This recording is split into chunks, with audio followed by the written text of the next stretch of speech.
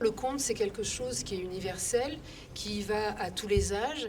Et si on a juste un tout petit peu de curiosité, on se rend compte qu'on est embarqué très vite, très loin dans l'imaginaire, et que ça, c'est précieux, et que ça n'existe pas beaucoup non plus.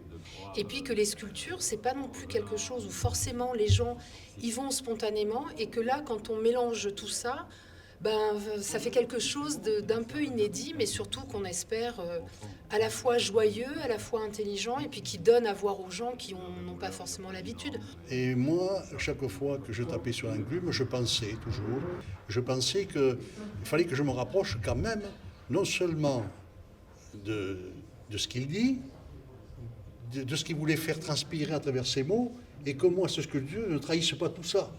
Et ça me fait plaisir de raconter avec ces sculptures. Alors on met un peu quelque chose de réel avec quelque chose d'irréel, mais le travail du conteur va faire que l'un et l'autre vont se mélanger, j'espère.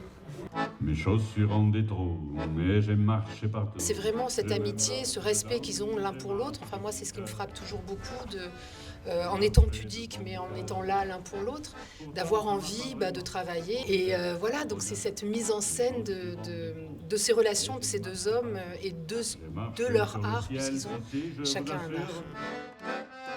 Un peu sur la bordure.